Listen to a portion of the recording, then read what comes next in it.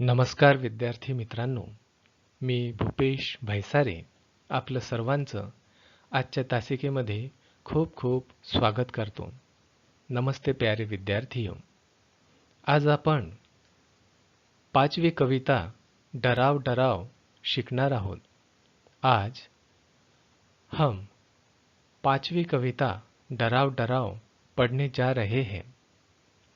ह्या कवितेचे कवी ग ह पाटील आहेत. इस कविता के कवि ग ह पाटील है.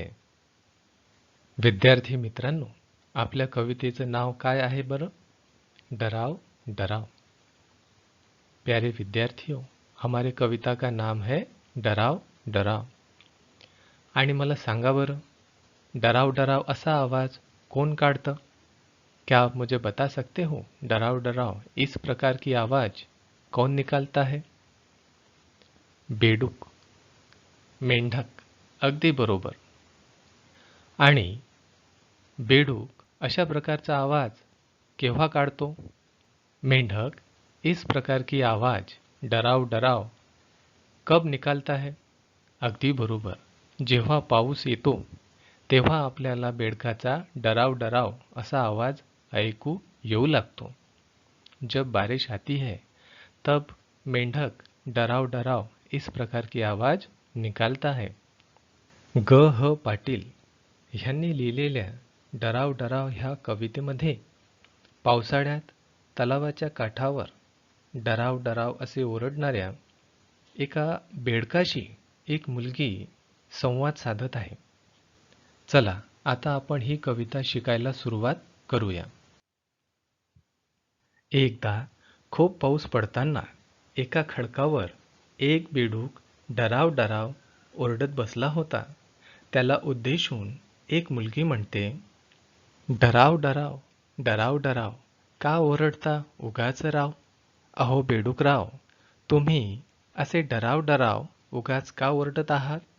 अरे मेंढक, तुम इस तरह से डराव डराव आवाज क्यों निकाल रहे हो? पत्ता तुमचा नव्हता काल, कोठून आला सांगा नाव? अहो बेडूकराव, कालपर्यंत तर तुम्ही कुठेच दिसत नव्हते, परंतु जसा पाऊस सुरू झाला तसे तुम्ही अचानक कुठून आलात? तुमचं नाव काय आहे ते सांगा बरं. अरे मेंढक, कल तक तो तुम कहीं पर भी नहीं दिखते थे, मगर आज जैसे ही बारिश शुरू हुई तुम अचानक से कहाँ से आ गए हो?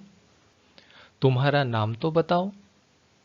धो धो पाऊस पडला फार, तुडुंब भरला पहा तलाव. धो धो असा मुसळधार पाऊस खूप पडला आणि त्यामुळे सगळा तलाव पाण्याने काठोकाठ भरला है. बहुत अधिक वर्षा की वजह से तालाब पूरी तरह से भर गए हैं. सुरू जाहली अमुची नाव आणिक तुमची डराव डराव. ती मुलगी त्या बेडकाला म्हणते, या तुडुंब भरलेल्या तलावात मी कागदाची होडी सोडली आहे आणि तुमचे डराव डराव सुरूच आहे. वह लड़की उस मेंढक से कहती है, इस तालाब के पानी में मैं कागज से बनी नाव छोड़ रही हूँ और तुम यहाँ पर डराव डराव आवाज निकाल रहे हो. बटबटीत डोळ्यांचे ध्यान विचित्र तुमचे दिसते राव. ध्यान म्हणजे रूप, बटबटीत डोळे म्हणजे मोठे डोळे. अहो बेडूकराव, तुमच्या ह्या मोठ्या डोळ्यांमुळे तुम्ही फारच विचित्र दिसता. वह लड़की उस मेंढक से कहती है, मेंढक, तुम्हारी इन बड़ी बड़ी आँखों की वजह से तुम बहुत ही विचित्र दिखते हो. सांगा तुमच्या मनात काय, ही घ्या छत्री ही घ्या नाव. ती मुलगी त्या बेडकाला म्हणते, अहो बेडूकराव, तुमच्या मनात काय आहे ते मला सांगा. ची छत्री घ्या आणि ही कागदाची होडी घ्या. वह लड़की उस मेंढक से कहती है, अरे मेंढक, तुम्हारे मन में क्या शुरू है, यह मुझे बताओ. यह छाता लो और यह कागज से बनी नाव लो. जा गाठाचा अपुला गाव आणि थांबवा डराव डराव. अहो बेडूकराव, ह्या कागदाच्या नावेमध्ये बसून तुम्ही तुमच्या गावाला जा आणि तुमची डराव डराव असे ओरडणे थांबवा. अरे मेंढक, इस कागज की नाव में बैठकर तुम तुम्हारे गांव जाओ और डराव डराव इस तरह से आवाज निकालना रोको. विद्यार्थी मित्रांनो, आताच आपण कवी ग ह पाटील लिखित डराव डराव ह्या कवितेचा अर्थ समजून घेतलेला आहे. आता हीच कविता आपण आपल्या शाळेचे संगीत शिक्षक श्री धीरज शर्मा सर यांच्या सुमधुर आवाजात ऐकणार आहोत. चला तर मग ही कविता आता आपण श्री शर्मा सरांच्या आवाजात ऐकूया. डराव डराव डराव डराव का ओरडता उगाच राव.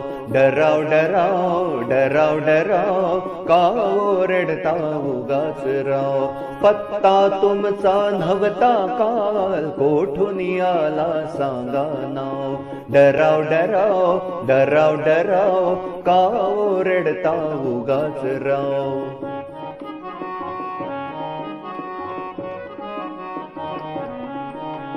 धो धो पाऊस पडला फार तुडुंब भरला पहा तलाव. धो धो पाऊस पडला फार तुडुंब भरला पहा तलाव. सुरू जाहली अमुची नाव आणिक तुमची डराव डराव. डराव डराव डराव डराव का ओरडता उगाच राव.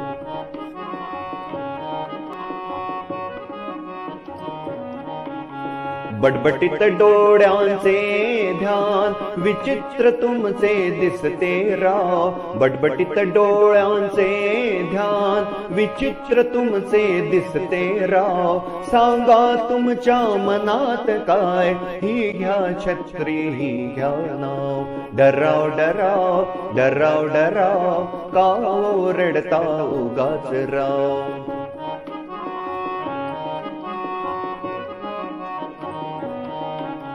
जा गाठा जा आपला गाव आणि थांबवा डराव डराव.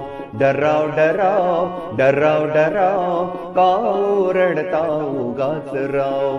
डराव डराव डराव डराव का ओरडता उगाच राव. का ओरडता उगाच राव. का ओरडता उगाच राव.